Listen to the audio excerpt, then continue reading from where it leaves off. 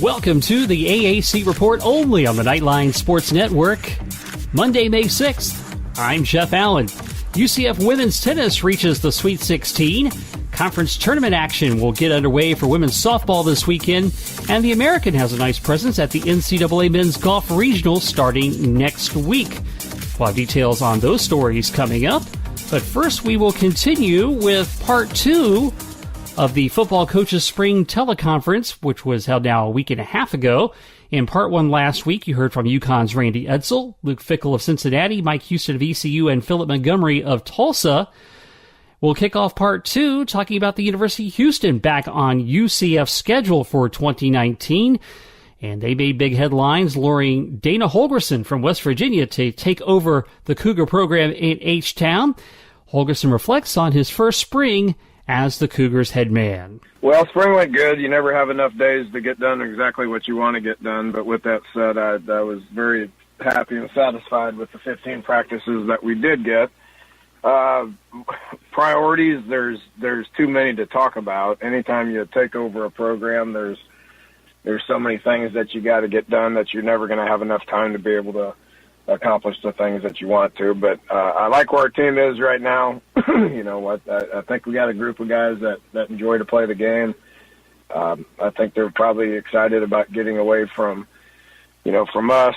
We've had 4 long months of work, and this is the time of the year that they get some free time, which is honest. Now we start finals next week, and then they have some off time for about 3 or 4 weeks. So coaches get to go recruit, which that's obviously a huge part of what this job is. When we get to recruit the city that we represent, that's important. So we'll be out and about seeing as many high school practices and high school coaches and prospects that we can here for the month of May, and then get back at it in June. Holgorsen, of course, moving over from Big 12 West Virginia, has long admired the AAC. It's a great conference. We've always kept our eye on this league. I was at the University of Houston back 2008, 2009, which was Conference USA at the time. And then when I went to West Virginia, we were Big East, and it's kind of a merger between the Big East and American, the Conference USA, which is now the American. And it's a fantastic conference. We've known the quality of play. We've known the quality of coaching. When I was up at my previous institution, we bumped into a lot of these guys in recruiting and would lose our fair share of those fights. So I got the utmost respect for what the conference is and what the coaching is and what the quality of play is. I don't see any difference in the league that I'm in right now and the league that I was just in. That's the way I feel, and that's the way we're gonna approach it moving forward. Moving on to Tulsa, Phillip Montgomery hoping to improve on a 3-9 season for the Golden Hurricane. And they've got a quarterback battle brewing between Seth Boomer and Baylor transfer Zach Smith, which has Montgomery excited. Yeah, just encouraged. I mean, the last 2 years, we've had to start redshirt freshman quarterbacks, guys that have never had experience underneath their belt, and you throw them out there and they've got to learn a lot. And for this year, with Seth coming back after starting, 6 or 7 games this past season and kind of going through the growing pains with him, but also seeing his improvement as the year went on, and then seeing him be able to carry that over and come into the spring and how he operated this spring, you just see the growth happening. With Zach started games as a freshman and a sophomore, then transferred to us and sat. So he's got that experience underneath his belt. Now you do have to kind of knock the rust off, get him back in the groove of it.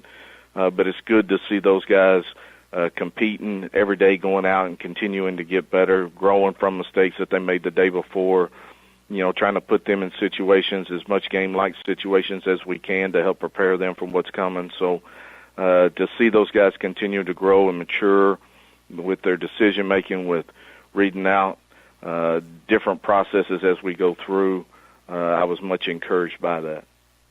Meanwhile, in Tulane, Coach Willie Fritz is hoping to continue to improve things with the Green Wave after a winning season that culminated in a curable victory here in Orlando. And he feels like the building blocks are starting to come into place. I just think the depth is a big deal for us. You got a our starting quarterback, Justin McMillan's coming back, but Keon Howard, transfer for us from Southern Miss, did a great job in the spring game. We've got a good, solid core of wide receivers led by Darnell Mooney, but got a transfer in here with Jalen McCluskey, who had 167 catches at Oklahoma State, so he's a great addition. A real good stable of running backs led by Darius Bradwell, who went for over 1,100 yards for us last year. And then I really think some good offensive linemen. We've always had a tough time matching up, with our offensive line against the conference opponents defensively. And we got a bunch of guys that I think can play, Division I winning football for us on the offensive line. A lot of experience coming back up there. And then defensively, our front has got to be a strength for us. We've got a lot of guys led by Patrick Johnson and Cam Sample and Jeffrey Johnson, guys that have accumulated a lot of starts here at Tulane, 2 veteran inside linebackers with Lawrence Graham and Marvin Moody, and then a lot of guys that have played in the secondary. We're losing a couple good players, and Rod Teamer and Donnie Lewis, but quite a few guys that have started on the back end as well. And I also think it all translates into the kicking game. We've got guys who have done, been on the punt team, been on punt return team, kickoff return, know what we're looking for. Sometimes that's the slowest area to really develop because guys didn't play a whole lot of kicking game when they were in high school. And most of these played offense and defense. So I'm seeing strides in all 3 areas. They have a new offensive coordinator in Will Hall, and you might recall a few weeks back, J.P. Gooderham of the Fear the Wave website was with us on the program talking about, actually we were talking basketball, but of course we had to talk spring football because it's never too early to talk about that. And he had mentioned that Hall is definitely looking to up-tempo the offense along the lines of a Scott Frost, Josh Heupel type offense, and he was pretty excited about that. Time to talk about the Cows now. USF assistant head coach Brian Jean-Marie filling in for Charlie Strong, and he talks about how things evolved in the first 2 seasons over in West Florida. I think when we first got to USF, 3 years ago, they were a senior-laden team that we had to, be able to, gain their trust. You had, players such as Quentin Flowers and, Augie Sanchez, Deidre Sennett, Bruce Hector, Marquez Valdez-Scantling. You had a lot of, guys that had played a lot of football, and we had to, be able to gain their trust coming from the University of Texas. And that's the kind of the beauty of Coach Strong. He was able, in his own way, to basically form the team in his light. He wanted to still reflect his, beliefs and the way he wanted the team to play. But he also gave those guys the power to still be individuals and still lead in the way that they did, which is a great trait. And we obviously had a successful season. Coming into last year, we lost most of those guys, and we were a young team per se, so we were, kind of starting from the ground up. We had a transfer that came in at quarterback, and we had, like I said, a bunch of inexperienced guys that were in new positions. And obviously, we started the season, as well as you could start it, going 7-0. But some of those cracks in our foundation started to show up when we started getting some injuries and some adversity. So you kind of saw both sides of it. But I know just from our conversations, individually and with the staff, he really likes where we're at as a team now. He really feels like we're we kind of have one mindset, and everybody in the building's on the same page, from the players to the coaches. So I know he's been excited this offseason from where we're at as a team right now. Jean-Marie also went on to talk about expectations for the 3rd season under Charlie Strong. I think we're in a good position. Like I said, we had some turnover on the staff, but we feel like it was, it's been for the best. I think, bringing in a new offense that has different philosophies and different schemes, it's been a challenge for us on defense. So we've been able to kind of recharge our battery. Also, we're trying to do some different things on defense to, give people some different looks and put some different packages on the field. So it was as exciting as a spring practice as I've been involved in, and we like where we're at right now. I know, like I said, nobody in the building likes the way we ended the season, but we also understand we have some really good players coming back, and we like the mindset that our players have right now going into the summer. Now we have to carry that over into the fall, obviously, once the season starts, but we feel like we're in a much better place than we were last year. So there you've heard from all the coaches of the teams on UCF's schedule. Now thought we would also let you hear from UCF coach Josh Heupel. Now I know you got the full rundown of the spring on the Knightline podcast, but thought it would be interesting to let you hear Heupel when he's facing the non-local media. A lot of times coaches are much different with the guys regionally and nationally than they are with the local guys, but not Josh Heupel.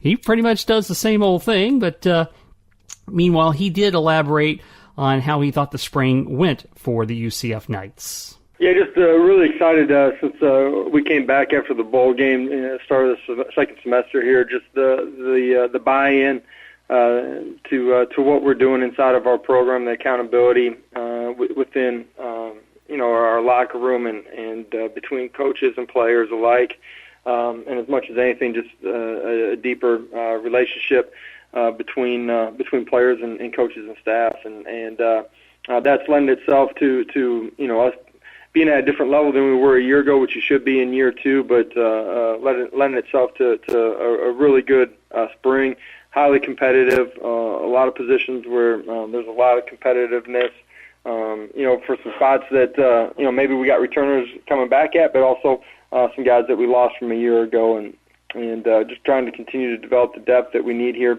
to again, go after our goals that we have next year. But really like the way that our players grew throughout the 15 practices, much better understanding schematically of what we were doing than we did a year ago. Our kids are playing with better technique because of that as well, and like the direction that our kids are heading in. And they put themselves in a position that we want to be when we finish up this semester after 15 days of spring ball, and now looking forward to the journey as we go through summer when they come back here in late May. And as you imagine, Coach Heupel got several questions about the quarterback battle. You've heard about that, right?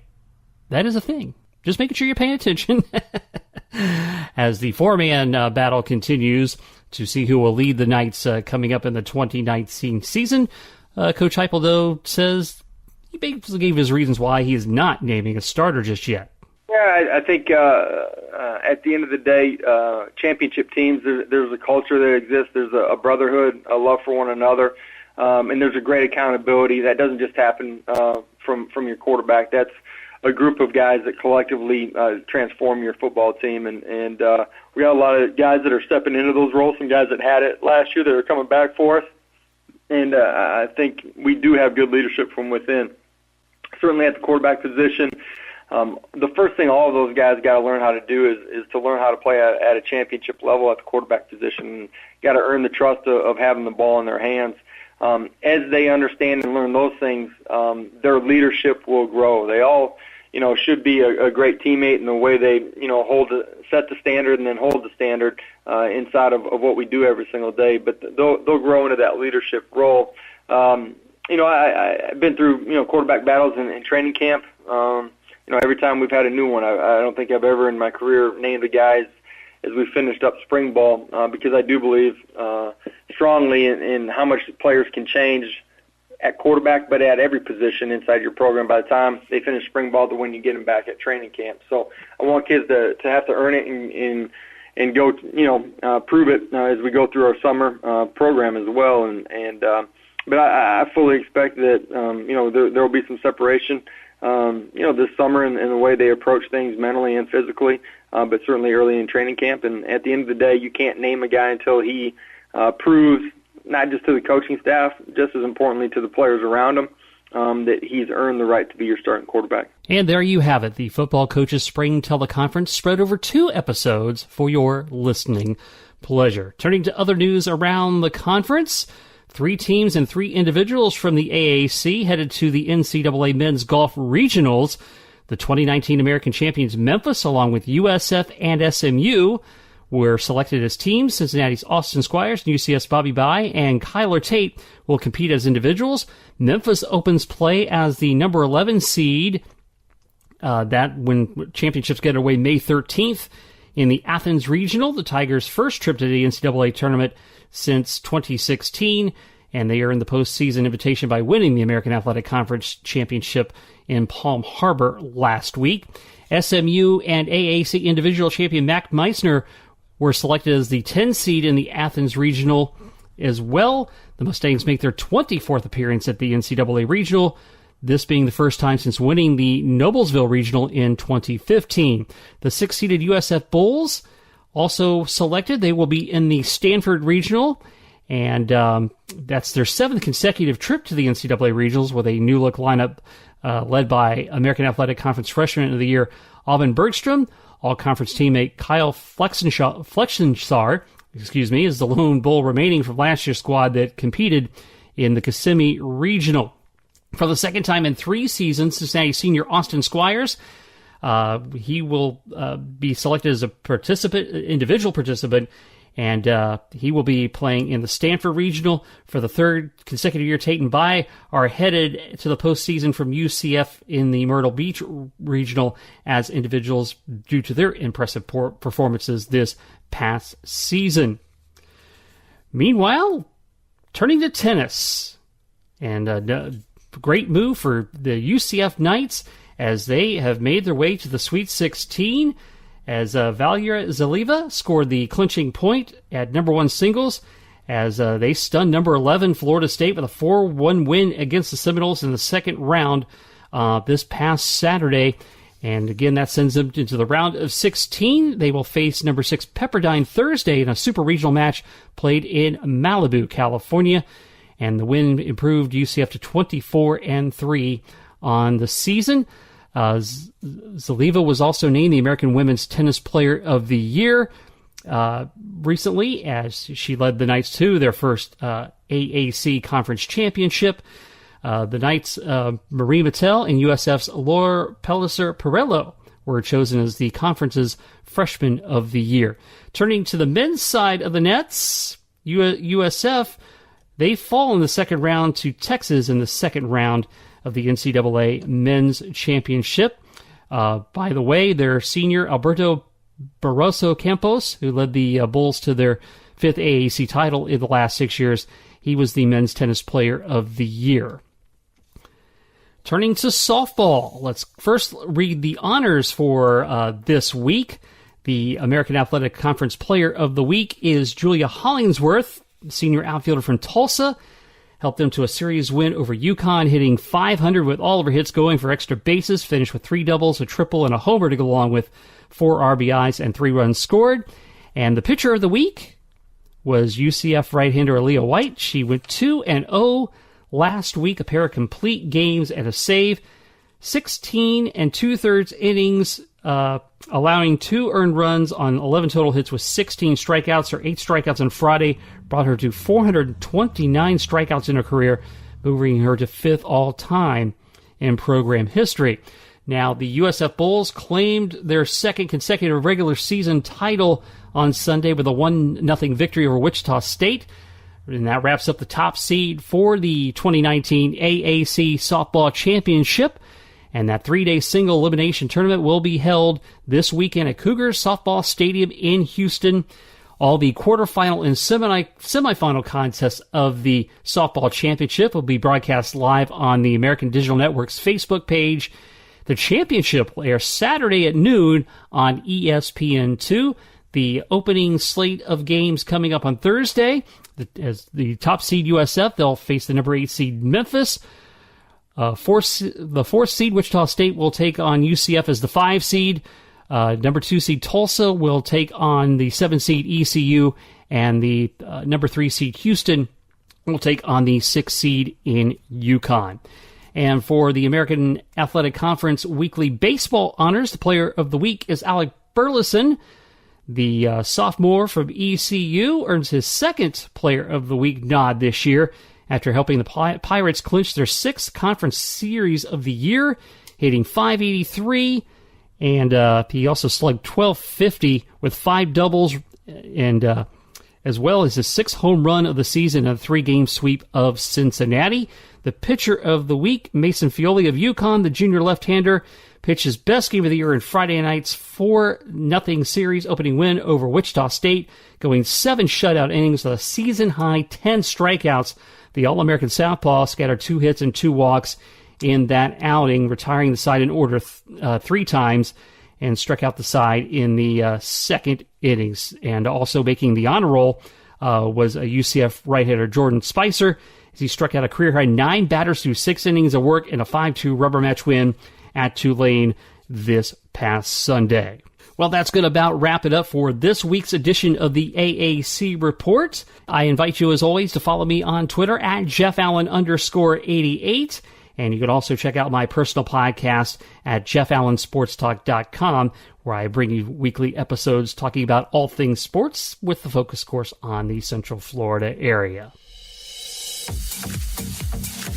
And that's a wrap for the AAC Report, only on the Knightline Sports Network.